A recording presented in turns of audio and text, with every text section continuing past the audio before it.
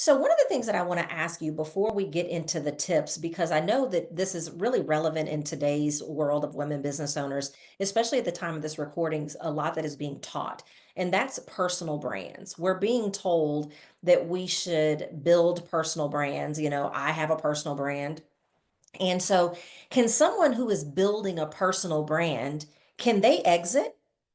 And well, let me put it this way. Can they sell? And if so, what are some of the things that they can do? Because if I'm a personal brand, my social media is built around myself and my thought leadership. The images are around me and my thought leadership. The products and services are around me and my thought leadership. So how could someone who has a personal brand position themselves to sell if it's possible?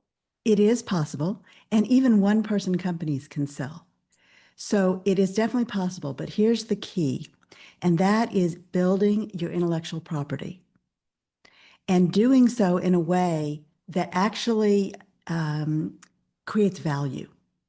So, yes, your name and your brand may be attached to everything that you're doing, but you've also probably built frameworks, processes, structures around the service you deliver.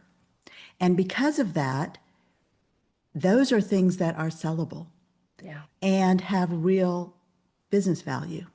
So you want to make sure that you're carefully using copyright correctly, that you are trademarking things that need to be trademarked, and having those as registered trademarks is also very valuable. Excuse me, but don't go crazy trying to trademark everything because a lot of times that's considered less valuable than all your copywritten work. Mm. If you've written a book, your book is under copyright. So again, all of those things are valuable and it really depends on the buyer, what the buyer values. And that's going to be true no matter what your company does, no matter what your branding is. Everything is contingent on the buyer and what they think is valuable. So it kind of doesn't matter what you price your business as, or if you go to market. As I said, many of my clients do not go to market. They do not put themselves out there as being for sale. And also, there's a really tricky issue, and that's the balance between secrecy and stability, because you don't want your staff and your clients to know that you're interested in selling your company, or they will scatter to the four winds. Yeah. So, part of that too is how you balance that out so that you can keep this big secret and still position your company and decide if you want to go to market. Most of my clients do not. They do not go to market, but they have a buyer who comes to them.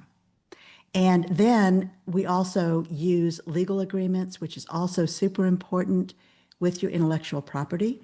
Make sure you own it. So a lot of times we use contractors, sometimes employees, to create our intellectual property, our systems and our frameworks.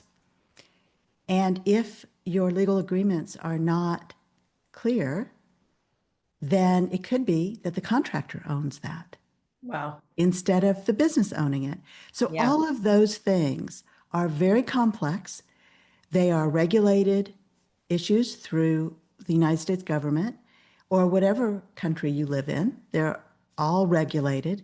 And so all of those things add up to that business value as long as you know how to distinguish those and manage those assets.